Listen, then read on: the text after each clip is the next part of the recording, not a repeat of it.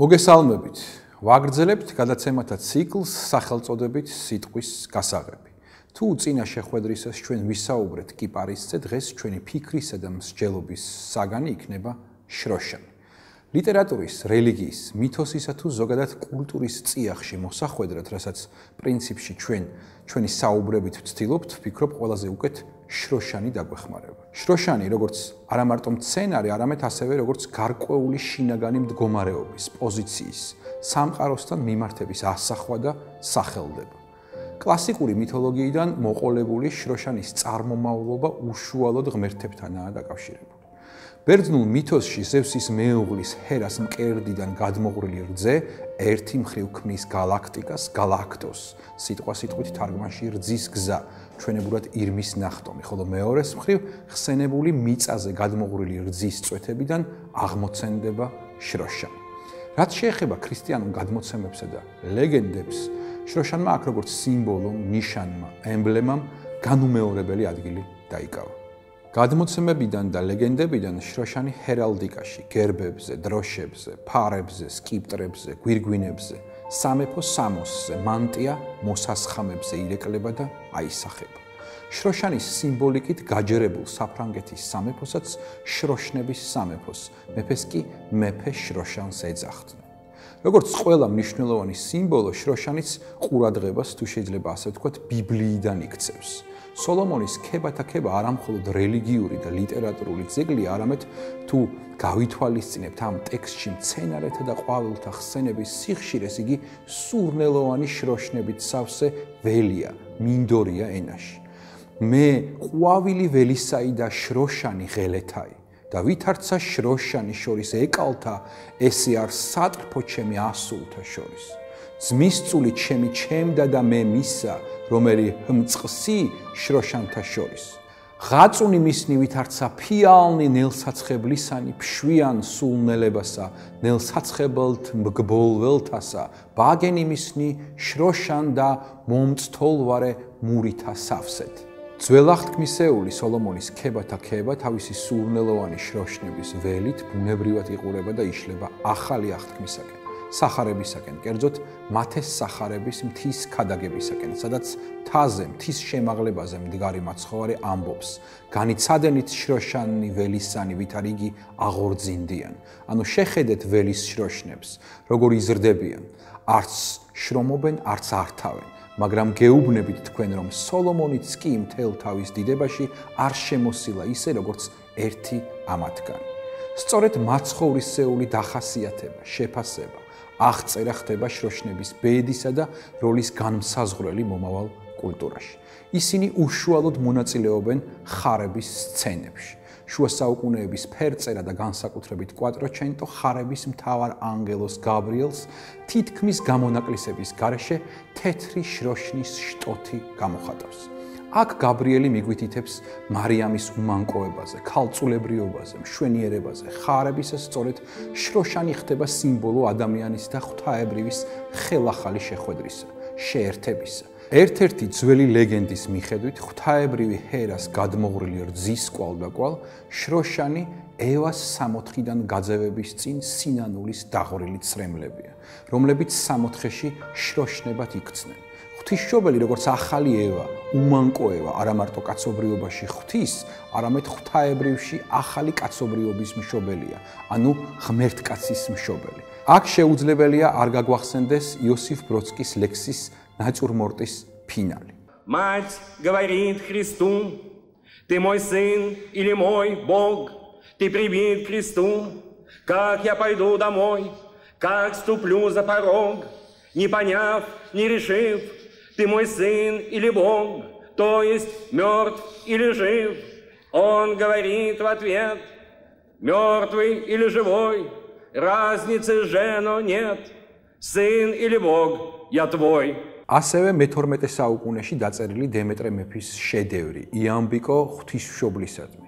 შენ ხარ ვენახი, ახლა დაყვავებული, მორჩი, კეთილი, ედემში დანერგული, ალვა სულნელი სამოთხით გამოსრული. ედემში დანერგული ვენახი და მისი 64-ით გამოსრული სულნელი დემეტრეს ღვთისმშობლის საგალობლის მეორე ნაწილში ამგვარად ტრანსფორმირდება.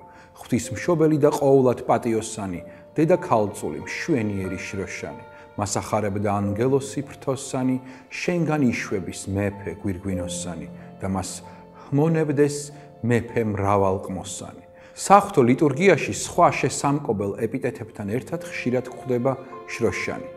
ასული შუენიერებისაი და სიტკბოებისაი, შროშანი სულნელებისაი, ასული სიწმინდისაი, ვარდი საწადელი, ასული ადამისი, დედა ღმრთისაი, ასული ღმრთივსასურველი, ასული კურთხეული, ევაის აღმართებაი, ვენახი რქა შუენიერი, ასული მეფისაი და დედაი, ძეგლის საღმრთოი სულიერი, ცათა მიმსგავსებული ეკლესიაი, საღმრთოი ნერგი იოაკიმისა და ანაისი, ტაძარი ღმრთისაი.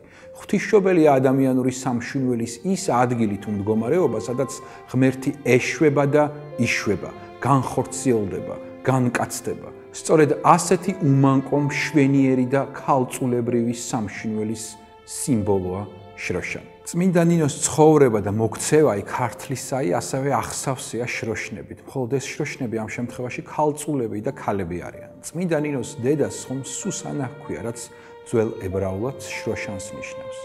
ნანა დედოფლის სეფე-ქალს, რომელიც პირველი გაიცნობს ქართველთაგან ნინოს, შროშანა ჰქვია. ჩვენი პირველი ჰაგიოგრაფიული ძეგლის მთავარი გმირი, პირველი მოწამე და წმინდანი ხომ შუშანიკია, რაც სომხურად აგრეთვე შროშანს ნიშნავს.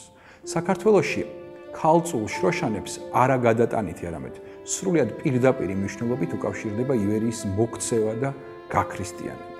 ძველ ბერძნულ მითოლოგიაში მუზების ხმებს, მათ ინსპირაციებს შროშნისებრ ნაზს, ნატიფს უწოდებდნენ.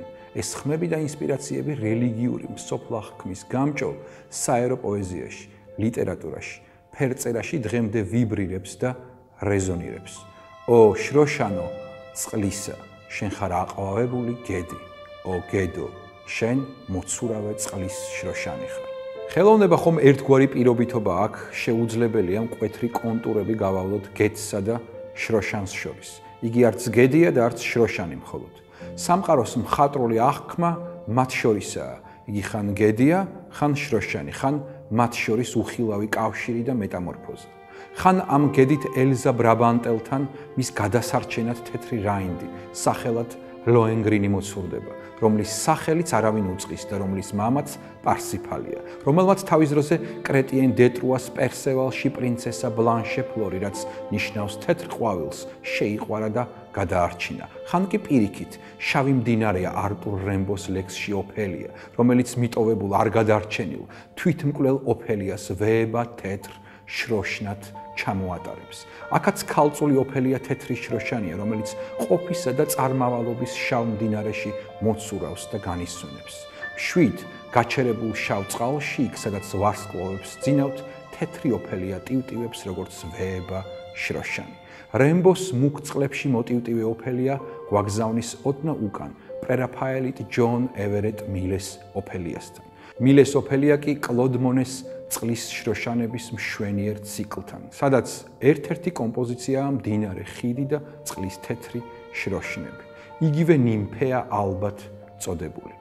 მონეს ხსენებული ნახატი გალაქტიონისკენ იშვერსთით, სადაც მას იისფერი თოვლის ქალწულებივით ხიდიდან ფენა უყვარს, სადაც მთვარე თითქოს ზამბახია შუქთა მკრთალი მძივით და მის შუქში გახვეული მსუბუქ ზიზმარივით 10 ქალწული სამთელით 10-ით ელოდნენ სიძეს, მათგანი 5 იყო გონიერ, 5 სულელი, სულელთ ვერ ჰპოვეს ჭურჭელთა მიერ ზეთი სურნელი.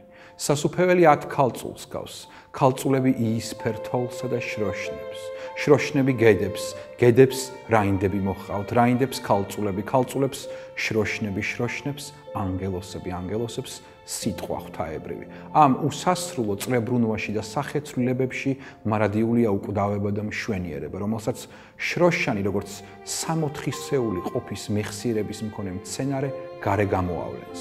ხარების შემდეგ ეს მეხსიერება ჩვენშიც ცოცხლდება, პულსირებს, ფეთქავს, გულის სიღრმეში ისევ ყვავილობს მისი თეთრი და უმანკო ფურცლები. მთავარია მივაგნოთ მას ჩვენი ყოველდღიურობის, ყოფიერების, საზრუნავის, სქელი მტვერის, ფენების ქვეშ მოქცეულს, თავდახრილს, რომელსაც ზრდის მშვენიერება.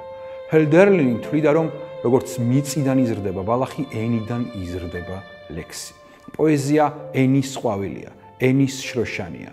ენა პოეზიაში აღწევს საკუთარ სრულქმნას, სრულყოფილებას. სწორედ სრულქმნილი ადამიანის სიმბოლოა შროშანი. შემთხვევითი არც ის არის, რომ კუდრეთით აღმდგარი მაცხოვარი მარიამ მაგდალინელს მებაღის სახით ეცხადება, რომელიც თავისი ჭეშმარიტი ბუნებით ციური ბაღის, ვარსკვლავეთის მეუფეა.